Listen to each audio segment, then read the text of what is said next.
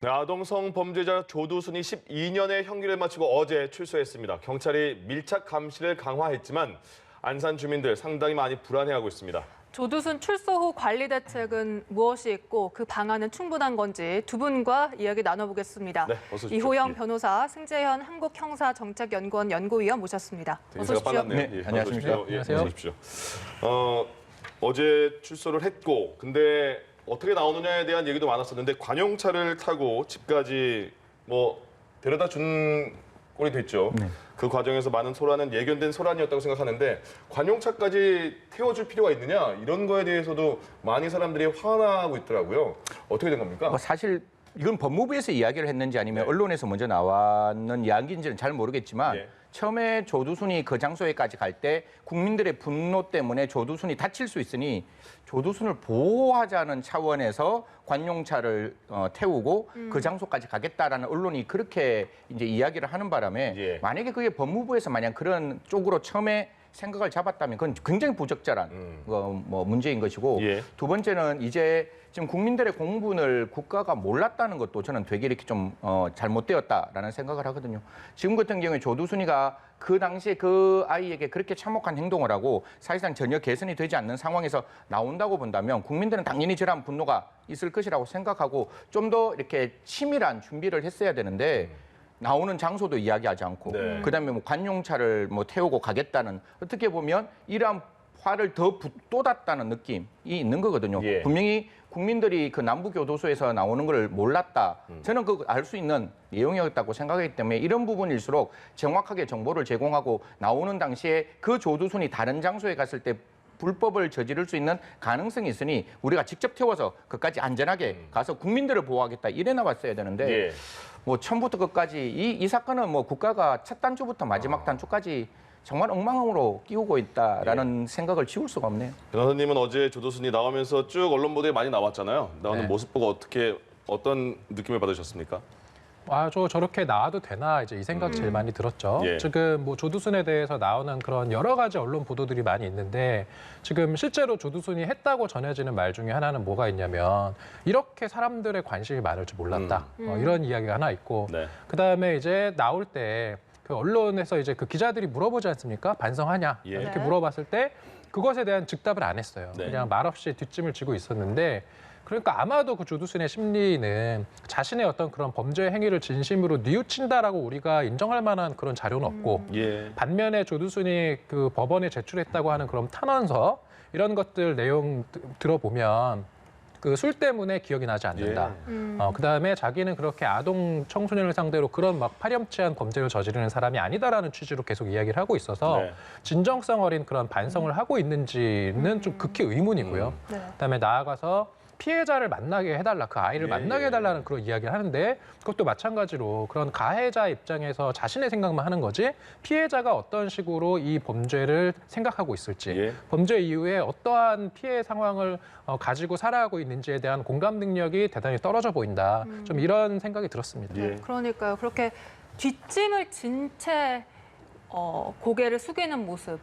이 조두순의 심리 상태 좀 어떻게 봐야 됩니까? 사실 저는 뒷짐을 지고 인사하는 모습보다 전체적으로 이제 내용을 보면 그 보호관찰소로 들어갈 때 위에 옷이 열렸는 상태에서 이렇게 옷을 추리는 모습이 나와요. 탁 추리고 네. 탁 들어가는 예. 그 모습하고 나오는 모습이 전혀 다른 거예요. 그냥 들어가는 그 모습은 네. 분명히 뭐야 이게 왜 이래 사람들이 많아 아씨 이러고 탁 사람이 뭔가 좀 이렇게 소극적이고 미안하고 부족하면 내가 열려 있다는 걸 생각 못 합니다. 그냥 이렇게 고개 숙이고 그냥 땅만 보고 이렇게 가는 거지 네. 딱 나와서 탁 이러고 그건 안 나와야 되는데 뒤에 나오는 모습은 저는 모르겠어요. 예. 그 모습이 보호관찰소에 있는 그 관찰관하고 라포가 그러니까 어느 정도의 어떤 커뮤니케이션이 있어서 나가면 이럴 수 있다. 그러니까 여기서 네가 이런 행동 안 하면 네가 분명히 더 비난받을 수 있으니 적어도 이런 행동에서는 이렇게 하자라고 이야기를 했는 행동인지는 몰라도 예. 보통은 사람은 이게 교정시설에 12년이 있어서 예의를 몰랐다라고 말하기에는 이 사람 이미 사회생활에서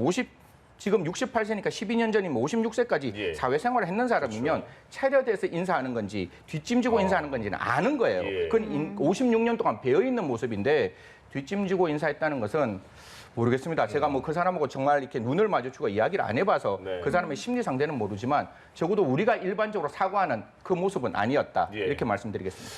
굉장히 많은 분들이 화가 나는 그 부분 중에 하나가 처음에 2008년에 이제 검찰에서 넘겼을 때 재판에서 1심에서 그 12년이 선고가 된 거잖아요. 근데 네. 검찰에서 항소하지 않았잖아요. 그죠? 네, 항소 안에서 확정됐죠. 1심에서 확정이 된 거죠. 네, 12년. 그리고 어느덧 12년이 돼서 출소가 된 거예요. 근데 말씀하신 것처럼 뒷짐지고 인사하는 그런 느낌은 그 전에 사회생활에서도 분명히 그게 이런 자세가 아닌 걸 알 텐데 12년 청 받았으니까 나는 이제 죄에 대한 죄값을 치른 거 아니냐 이런 생각도 있지 않느냐 이런 얘기도 있더라고요.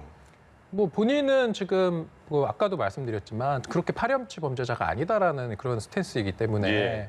억울하다라는 거 아니겠습니까? 결국은 진정성 있는 그런 반성을 하고 있는 게 아니라 억울하다라는 그런 상황이어서 이게 뭐 12년의 형을 선고받고 나오는 이 시점에 자기는 충분한, 자기는 어쨌든 그 술 핑계도 되지 않습니까? 예. 술 때문에 기억나지 않는다라는 식으로 그렇게 하고 있기 때문에 12년의 선고에 대해서 아마 주관적으로는 대단히 자기가 저지른 행위에 비해서 큰 처벌을 받았다라고 생각할 거예요. 예. 그런데 이제 우리가 봤을 때 객관적으로 이런 아동 청소년 성범죄자인 조두순이 실제로 이게 초범도 아니고 보면은 지금 뭐 전과가 지금 17범이라는 거 아니겠습니까? 2년에 한 이것까지 번꼴로. 포함하면 18범이죠. 그렇죠. 예. 그리고 이 범죄를 그 저지르기까지 보면 2년에 한 번꼴로 범죄를 저질렀었고 그다음에 성범죄도 또 있었어요. 예. 그 피해자를 이제 성폭행하기 전에도 그 여고생을 성폭행했던 전력이 있고 예. 그리고 2년에 한 번씩 범죄를 저지르고 있고요.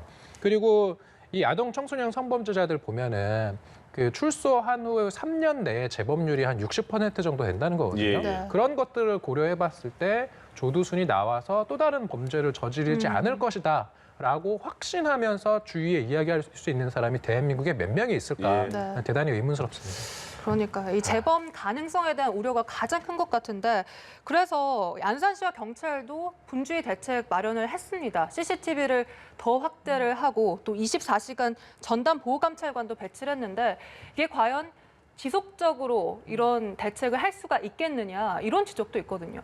뭐 국가에 꼭 한 말씀 드리고 안산시에 꼭 한 말씀 드리고 싶은 거는 이거는 선택의 문제가 아니라 당위의 문제고 7년이 지나더라도 안산 시민과 대한민국 국민을 위해서 국가는 목숨 걸고 이 죄범을 막아야 되는 거예요. 7년은 전자발찌 기간이 예, 7년인 그 거죠. 7년이고 예. 그 이후에도 분명히 이러한 재범의 위험성을 막아야 되는 게 이건 국가의 제1의 어떻게 보면 책무인 거잖아요. 사실 재범의 위험성이 분명히 존재한다라고 국가가 스스로 인정했는 그 수용자를 바깥에 내어보내면서 국가가 그 책임을 방기한다. 그럼 국가의 공권력 자체가 무너질 수 있는 정말 절박한 상황이기 때문에 이건 목숨 걸고 지켜야 되는 거고 예. 제가 지금 제일 불편한 것은 지금 이 순간 조두순에게는 어떠한 행동에 제약이 없어요. 그렇죠. 왜냐하면 판결문 딱 3장짜리였거든요. 예. 그 우리 조두순 나왔을 때 12년 판결문. 네. 그게 보면 전자장치 부착 명령만 있지 어떤 준수 명령도 없는 거예요. 그러니까 지금 오늘 저녁에 새벽 2시에 편의점에서 소주 10병 사도 아무런 문제가 없는 거예요. 네. 이 상황을 과연 국가가 어떻게 내버려 둬야 할 것이냐라는 게 첫 번째 문제고 그러면 특별 준수 사항을 이제 만들어서 조두순에게 부과를 하겠다는데 예. 그 부과도 특단의 사정이 있어야 되고 어떤 준수 명령 위반이 있어야지 이거가 부과가 가능한데 조두순 금지법이 만들어져 본들 그런 특단의 사정이 없다면 부과 못할 수 있는 거거든요. 예. 그러면 그런 부과 사항이 없다 할지라도 그 안산시에 있는 보호관찰관과 그다음에 그 안산시에서 무도를 하셨던 분들은 정말 조두순이 그 근처에서 다른 행동을 못하도록 정말 세심한 관심을 가지고 그것을 막아야 되는 것이기 때문에 지금부터 특별 준수 명령 나올 때까지 그 안산시는 정말 제대로 조두순을 좀 관리하고 감독해야 된다 이렇게 말씀드리겠습니다. 아, 그러면 지금 말씀하신 것 특별 준수 명령이라는 게 나오기 전에 나와서 조두순에게 적용이 되기 전까지는 말씀하신 것처럼 밤에 나와서 편의점에 가서 술 사도 되고 자유롭게 이동해도 되고 그런 신체적인 준수 제약은 명령이 전혀 없는 겁니까? 아무것도 없는 거죠. 왜냐하면 제가 지금 판결문을 가지고 있는데 이 예. 판결문이 네. 3장짜리예요. 네. 10번을 읽고 100번을 읽어도 준수 명령이 하나도 없어요.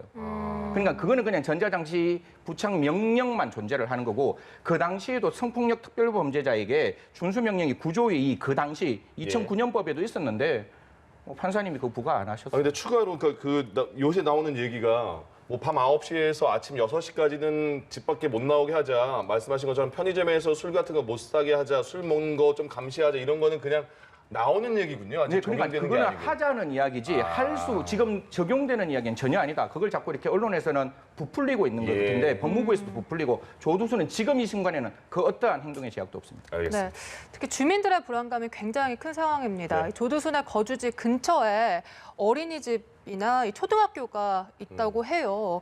그렇다면 이 조두순이 그곳에 접근이 금지가 되는 겁니까 지금? 지금 그 이제 승 박사님 말씀하신 것처럼 이게 어떤 뭐 특정한 장소, 어린이 보호구역 등이나 이런 데 접근하지 못하게 하려면 그러한 장소에 접근을 금지하는 명령이 있어야 되는데 그러한 명령이 지금까지는 없어요. 아무것도 없군요. 네, 아직. 그러한 명령을 그럼 법원이 부과할 수 있는 법적인 근거를 만들겠다라는 게 이제 조두순 그 감시법이고 예. 네. 그 조두순 감시법이 3일 전에 통과된 거 아니에요? 지금 3일 전에 통과돼서 아직 시행도 안 되고 있고 조만간 이제 시행될 예정인 거고 예. 그러면 조만간 시행될 그 예정인 법에 보면 이제 그 특별 준수 사항의 부과 조문이 이제 들어와서 네. 이런 그 이제 피부착 명령자 지금 전자 장치는 이제 하게 됐지 않습니까? 예. 그럼 피부착자에 대해서 그 어떤 행영 성적 등 자료에 의해서 판결 선고 당시에 예상하지 못한 그런 새로운 사정이 소명되는 등 특별한 사정이 있는 경우에 이제 법원이 특별 준수 명령을 부과할 수 있게 그런 근거를 이제 마련한 거고 네. 그 특별한 준수 명령에 보면은 어린이 보호구역 접근 금지, 그다음에 뭐 야간에 음주를 하지 못하게 한다든지 또 야간 외출 제한 이러한 것들의 의무를 그제서야 이제 부과할 수 있는 거고 이것은 추후에 이제 적용을 할 수도 있다. 예. 이런 것이지 지금 당장 뭐 적용을 하거나 이런 건 아닌 거죠. 그러니까 한 말씀만- 명령이 나와야 된다는 거죠. 예, 그렇죠. 예, 한 말씀만 더 네네. 드리면 저는 저 법을 보면서 이렇게 기함을 감출 수가 없는 게 예. 어린이 보호구역 출입 금지? 뭐 어린이 보호구역은 출입 안 할 수 있는데 대한민국은 2,500만이 수도권에 모여 사는 곳이고 네. 초등학교 반경으로 한 500m 딱 돌면 그 사이에 수많은 학원들이 존재를 하잖아요. 저도 아이 키우면 학교 보내고 난 다음에 학교에서 꽤나 많은 학원을 보냈는 기억이 있어요. 네네. 그럼 그 학원은 학교 반경 500m나 1km 반경이 떨어진 곳도 있는 것인데 예. 아이는 대한민국 어느 곳에서나 존재할 수 있고 그 조두순이 만약에 그 장소에 존재를 한다면 우리가 생각하는 그 피해자에게 최종적인 성폭행을 하는 것은 순간적으로 막을 수 있다 할지라도 아이와 방금 제가 앵커하고 이렇게 눈을 마주치고 좀 이렇게 위험하니까 우리 같이 횡단보도 갈 때 손잡고 갈래? 이러고 손잡고 가는 것도 그 소아성애자에게는 엄청난 성적 판타지가 충족되는 행동이거든요. 예. 그 행동을 어떻게 막을 수 있냐? 어린이 보호구역만으로 그걸 막을 수 있다고 생각하는 것은 너무 낭만주의적 형사 정책인 거죠. 그 뭡니까? 그럼 지금 조두순 보호관찰관 뭐 무도를 했고 보호관찰관이 24시간 감시를 한다고 했잖아요. 그러면 24시간 감시한다는 그 내용은 뭐예요? 그러니까 어디 가는지를 지켜보겠다는 거죠. 예. 그럼 결국 이제 조두순의 어떤 그 자택이 있으면 집이 네. 있으면 그 나가는 앞뒤에 이제 초소를 두고 예. 조두순이 저녁에 어디 나가는지를 이제 확인하는 걸 눈으로 이렇게 보겠다라는 거고 그걸 24시간 동안 지켜보는 거고 1대1은 그게 법에 만들어진 게 아니라 예. 그 보호관찰소에서의 어떤 지침으로 조두순한테는 1대1로 그 움직이는 전자발찌 점으로 나오잖아요. 네네. 점이 어떻게 움직이는지를 확인하자. 적어도 24시간이면 3교도 8명, 그냥 8시간씩 이렇게 집중적으로 1대1로 감시하자는 거지. 지금 조두순이 점으로 나와 있는 그 장소가 만약에 정말 이건 정말 생각하기 싫은데 예, 예. 만약에 아이를 딱 납치를 해서 딱 가는 순간 네. 이건 3분 이내로 끝날 수 있는 예. 정말 참혹한 일이 발생할 수 있는데 움직이네? 전화해서 조두순 씨 어디세요? 그거 하고 나면 경찰서에 전화해서 빨리 출동하세요. 라고 하는 순간 늦는다. 저는 진짜 이렇게 입에 그 말을 담기 싫어서 못 하겠지만 그거는 되게 위험한 순간인 거죠. 알겠습니다. 네, 절대 그런 일이 다시 일어나서는 안 될 것 같습니다.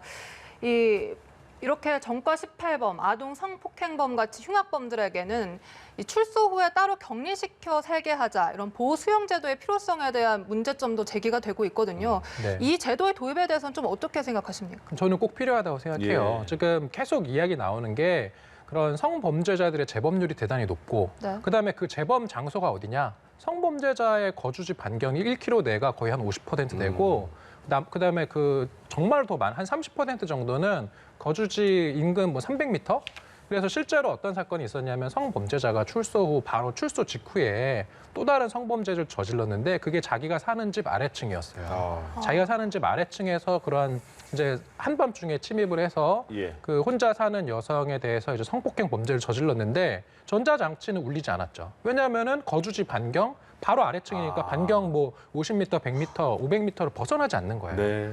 그러니까 이게 지금 결국은 성범죄자를 출소 후에 밀착 감시하는 게 이렇게 아무리 뭐 그 24시간 같이 붙어 있을 수는 없잖아요. 결국은 어딘가로 이동하는 것을 우리가 모니터링하는 것에 불과한 것이지 예. 거주지 반경 10m, 50m 안에서 벌어지는 범죄를 막을 수는 없다. 그렇기 때문에 재범률이 대단히 높을 것으로 생각되는. 왜냐하면 출소하고 바로 2개월, 3개월 후에 성범죄 저지르고 그리고 형 살고 나서 또 나오자마자 또 범죄 저지르는 이런 사람들이 있거든요. 예. 그러면 그런 사람들에 대해서는 결국 그 사회적으로 격리하는 게 필요한데 이것을 할 수 있는 게 그런 어떤 처벌을 다시 하자는 게 아니라 처분을 다시 하죠. 보완 처분. 보완 처분을 하자는 것이고 그래서 사회로부터 격리 수용을 하거나 아니면은 그들의 거주지를 일반인들이 사는 곳에서 별도의 좀 뭐 산이나 뭐 아니면 뭐 평지 같은 데, 예, 평야에 예를 들어서 미국의 플로리다 같은 경우는 시 외곽에 성범죄자들이 살 수 있는 마을을 하나 만들어 놓고 거길 네. 못 벗어나게 하고 거기서 그냥 살게 하거든요. 예. 그런 식의 어떤 그 보호 수용 내지는 격리 거주할 수 있는 그러한 제도 도입이 필요하다는 얘기는 계속 나오고 있는데 예. 그러한 법이 뭐 통과가 안 되고 있는 상황입니다. 그러니까 이 피해자가 지금 가해자는 다시 본인의 집으로 당당하게 들어왔고 피해자가 이사를 갔다는 거 아니겠습니까? 가해자를 피해서. 아까도 말씀드렸는데 그 2008년 12월쯤에 이 사건이 일어났고 근데 보니까요. 2008년 6월에 법이 개정되면서 13세 이하의 성범죄자에 대해서는 무기징역까지 가능하다는 법이 나왔고 그 법도 적용할 수 있었는데 12년만 그 판결이 나왔고 항소를 하지 않았어요, 검찰에서. 이거는 왜 그런 겁니까, 그때는? 이게 정말 화나는 일인데요. 예. 보통 어떤 국가 공권력이 어떤 일을 할 때는 정말 1인칭 주인공 시점에서 정말 그 사건을 천착해서 들여다봐야 되는데 예. 정말 관행적인 수사와 관행적인 재판 그 어떠한 사람도 이 사건에 관심 두지 않고 그냥 나에게 100건의 사건 중에 원 오브 댐 하나의 사건. 사실 이게 아까 말씀 주셨다시피 한 3가지의 검찰이 정말 어떻게 보면 책임으로부터 자유롭지 못한 게 성폭력 특별법을 적용하지 않고 일반 형법을 적용했어요. 예. 법을 적용하는 건 그거의 정신인 거거든요. 이 아이가 이렇게 영구장애를 입었다면 일반 형법이 아니라 당연히 성폭법을 적용했어야 되고 심신미약이라는 게 10조에 어떻게 나오는가 하면 심신장애로 인하여 사물의 변별 능력이나 의사결정 능력이 미약해야 되는데 자기의 증거를 인멸하겠다는 사람이 어떻게 심신미약일 수 있으며 결국 검사가 무기 구형을 했는데 심신미약이 안 되는데 심신미약을 시켰는 거잖아요. 예. 그럼 반드시 형의 2분의 1을 깎아야 돼요. 그러니까 무기징역형은 절대로 나올 수가 없는 거예요. 네. 그런데 그 선고 형량이 어느 정도 만족할 수 있는 형량이었기 때문에 기계적으로 항소를 안 했는 거예요. 검사는 가장 중요한 게 법을 어떻게 적용하느냐, 법률의 전문가로서의 공소 유지를 한다면 잘못된 심신미약이 있었으면 따졌어야죠. 예. 그걸 왜 안 따지는지. 그래서 그다음부터 항소는 조두순에 의한 조두순을 위한 조두순의 항소가 되는 거예요. 조두순만 나의 형량이 너무 높아. 그러니까 이제 좀 깎아줘. 라고 항소와 상고, 즉 고등법원과 대법원까지 갖는 그런 어처구니 없는 사건이 발생을 했고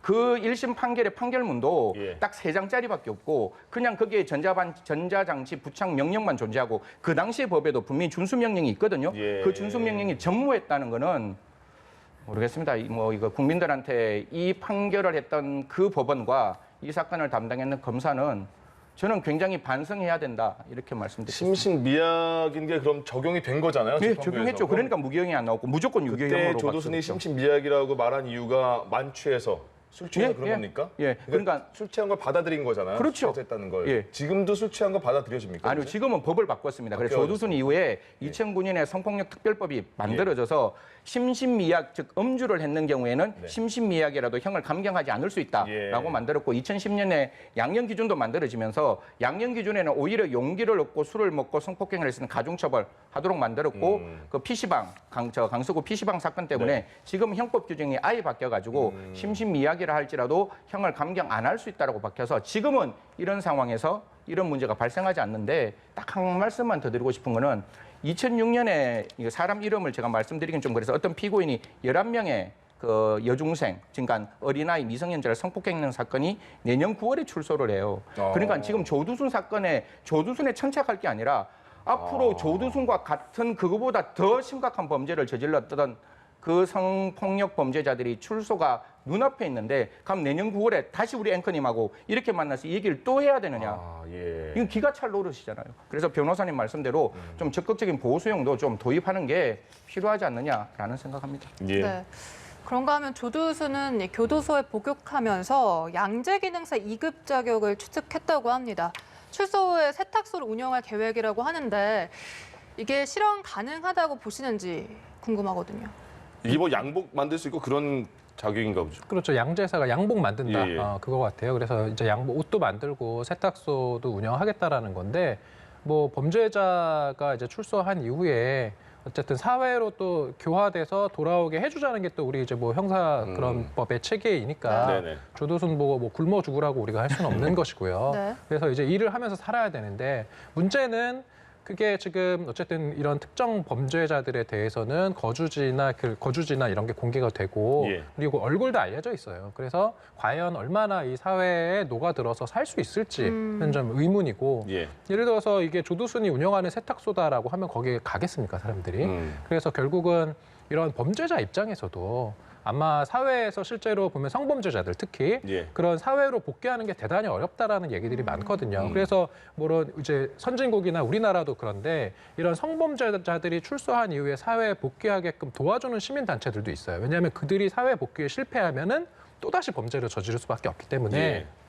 이들을 영구적으로 사회에서 격리할 수 없다면 차라리 사회에 잘 복귀해서 재범을 저지르지 않게 우리가 해주자. 네. 이러한 오죽하면 이런 움직임까지 나오고 있거든요. 네. 그래서 결국은 이런 범죄자들의 재범 방지 대책에 대해서 사회 전반적인 어떤 시스템을 재검토하고 그게 불가능하면은 이제 다시 수용하고 이런 것들을 우리가 적극적으로 좀 전향적으로 검토해야 될 것이라고 저는 생각합니다. 스폰서님이 저희가 이제 계속 우려되는 게 조두순 그래 12년형 살았어. 근데 피해자와 많은 사람들의 분노와 그런 피해가 아직 가시지 않은 상황에서 너무 빨리 나온 것도 화가 나는 상황인데 불안해하는 게 와서 또 재범 혹시라도 재범을 일으키지 않을까라는 우려잖아요. 근데 어제 나올 때 보니까 유튜버들이 굉장히 많이 갔단 말이죠. 그래서 집 앞에서 거의 24시간 거의 생중계 같은 것도 하고 뭐 가스를 잠그겠다 이렇게 말을 하는데 그런 게 또 다시 조두순에게는 관심으로 받아들여져서 뭔가 또 그런 빌미가 마련되지 않을까 이런 생각도 드는데 어떠세요? 개인적으로 첫 번째 그 국민들의 공분은 저는 이해를 합니다. 예. 그 공분은 이해를 하지만 그 공분이 조두순한테 직접적으로 만약에 행사가 되면 사실상 그 정의로운 공분이 범죄로 바뀌는 거거든요. 그래서 절대로 조두순에게 직접적인 어떤 가해 행위는 절대로 하시면 안 된다. 예. 그건 국가가 조두순의 재범을 막는 일이지 네. 여러분들이 하시는 일은 아니다. 충분히 이해합니다. 충분히 이해하지만 절대로 해서는 안 되는 일이고 그래서 이러한 공분이 아까도 제가 말씀 올렸다시피 이게 만약에 재범으로 넘어가면 이 공분을 막을 수가 없어요. 국가가 예, 어떻게 예. 막겠어요. 그래서 재범을 반드시 막아야 되는 것이고 우리가 아까 준수명령 아까 말씀 주셨잖아요. 그래서 네. 특단의 사정이 있으면 예외적으로 준수명령을 부과할 수도 있고 지금 안산에는 안산 그 법원에 그 검사가 이 조두순한테 추가 명령, 그냥 추가 준수사항을 좀 해달라. 아까 전무였으니까 네네. 좀 해달라고 이야기를 하고 있는 상황에서 만약에 법원이 이건 법 전문상으로는 어렵지만 법원이 좀 전향적으로 판단해서 만약에 거기에 대해서 준수 명령을 내린다면 그 성폭력에 대한 어떤 충동을 억제할 수 있는 프로그램을 이수해야 된다는 그 조항이 들어와 있어요. 그럼 네. 그 조항에서 뭐 저희들이 지금까지 나와 있는 여러 가지 보안 처분, 뭐 전자발찌라든가 그다음에 뭐 진상 공개라든가 여러 가지 제도 중에서 가장 확실한 제도가 사실 성충동 약물 치료이거든요. 예. 그렇기 때문에 이거는 사실 국가에서 강제할 수는 없어요. 법원이 만약에 그걸 강제했으면 성충동 약물 치료를 할 수 있는데 지금은 못 하니까 그런데 그걸 분명히 그 남성의 테스토스테론이 굉장히 높아서 충동을 억제하지 못하면 그게 사실 모든 사람에게는 기본적인 어떤 본능이 있는데 우린 참고 컨트롤을 할 수 있는데 네네. 그게 컨트롤 안 돼서 성폭력으로 넘어가는 거잖아요. 그러면 상존하는 재범 위험성은 존재해요. 왜냐하면 예. 컨트롤 못했으니까. 그럼 컨트롤을 할 수 있는 제대로 된 그 성충동 약물 치료라도 심리 치료도 가능하고 그다음에 그 의사 선생님의 전문적인 판단에 의한 치료가 가능하니까 이런 치료를 받는 그런 내용을 좀 열어놓고 아픈 사람에게 치료받는 것 그건 인권의 문제하고는 전혀 관계없는 거거든요. 그래서 예. 치료받을 수 있도록 좀 만들었으면 하는 마음입니다. 네. 네. 실제로 이렇게 성충동 약물 치료를 받은 사람 중에선 재범을 한 사례가 없다고요? 지금 보면은 이제 법무부에서 밝힌 자료인데 이렇게 그 성범죄자의 재범과 관련해서 아까도 제가 말씀드렸지만 3년 내 재범률이 60%인데 예. 이렇게 지금 화학거세라고 하잖아요. 성충동 약물치료라는 이런 화학거세를 한 그런 범죄자들에 대해서는 재범 사례가 없다. 그래서 이런 것들을 좀 적극적으로 좀 시행할 필요가 있다는 얘기가 나올 수밖에 없는 거죠. 예. 지금 그건 어떻습니까? 그 조두순의 피해자 가족이 이사를 갔다고 했는데 이사도 이제 시민들이 지원을 해서 그런 비용을 마련한 것 같거든요. 네네. 국가에서 이런 피해자에 대한 지원 체계가 지금 어느 정도 어떻게 이루어지고 있는지 궁금해요. 이제 우리나라 범죄 피해자 보호법이 있어서 예. 이런 범죄의 피해자 본인 및 그 가족에 대한 어떤 그런 지원 프로그램이 있긴 있어요. 네. 그런데 예를 들어서 이제 뭐 임대주택을 마련해 준다든지 그다음에 보면은 뭐 미술, 음악 치료, 심리 상담. 왜냐하면 범죄 피해자들이 겪는 그러한 피해는 신체적인 그런 상해나 폭행으로 인한 피해도 있지만 정신적 고통이 가장 크거든요. 예, 예. 그로 인한 트라우마. 그래서 이러한 것들을 이제 치료하고 심리 상담을 해줄 수 있는 그러한 시스템이 있는데 이게 어느 정도 또 한도액이 있고 실제로 이 피해자 지금 조두순 피해자 같은 경우는 보면은 그 치료비나 개호비 같은 게 엄청나게 많이 들거든요. 예, 예. 그래서 오죽하면은 시민들이 그 모금을 해서 그 치료비를 마련해주고 그다음에 조두순이 안산으로 돌아간다고 하니까 이사 비용까지도 또 마련을 해줬거든요. 예. 그래서 이런 뭐 안타까운 그런 상황에서 결국은 피해자의 어떤 그런 고통을 우리가 그러니까 이제 보호해줄 수 있고 회복시켜줄 수 있는 거는 좀 여러 가지 뭐 돈뿐만이 아닌 것 같아요. 네. 특히 제가 드리고 싶은 말씀은 예를 들어서 사람을 죽였다. 예. 그럼 죽이면 민사 책임지거든요. 예를 들어서 그 나이가 많은 뭐 60, 70대 노인을 죽였을 때와 살아갈 날이 앞으로 60, 70년 이상, 100년 가까이 우리 예. 100세 시대잖아요. 많은 나를 살아가야 되는 그런 아동이나 청소년을 만약에 살해하거나 그런 이제 극단적인 인명 경시 사건을 발생시키면 그 민사상 손해배상액이 대단히 차이가 많이 나요. 예, 앞으로 벌 수 있는 기간이 많으니까요. 그렇죠. 일실수인 예. 만큼 예. 그렇게 많이 차이가 나는데 형사 책임도 저는 그런 게 맞다고 봐요. 왜냐하면은 지금 그 우리가 나영이라고 이제 가명을 쓰고 있는데 네. 그 나영이 입장에서는 아직 이 자신의 피해가 회복되지 않았는데 그 가해자는 지금 처벌 다 받고 나와서 산다는 거 아니에요? 예. 심지어 지금 이사 가기 전 같은 경우는 같은 동네에서 마주칠 수도 있는 그런 상황. 그래서 이런 아동 청소년 성범죄자에 대해서는 예. 양형 기준을 지금보다 훨씬 강력하게 해서 그 아동 청소년이 살아가는 동안에 겪을 피해 그러한 피해가 여전히 남아있는 상황에서 범죄자가 사회로 그대로 복귀해서 재범을 저지를 수 있는 그런 가능성은 막아야 된다. 예. 이런 말씀도 드리고 싶습니다. 10초만 예. 말씀을 괜찮습니다. 드리면 이게 나영이 그러니까 제가 뭐 피해자 이름 말하기가 되게 좀 저는 마음에 굉장히 네네. 걸려서 어떤 예. 그 피해자가 형사소송법상 배상명령이라는 걸 신청했는데 이 법원이 그걸 기각을 해버려요. 어떤 그 다시 당시에 한번. 예, 어떤 건가 하면 예. 형사재판하면서 민사재판까지 같이 할 수 예, 있는 예. 제도가 만들어졌는데 네.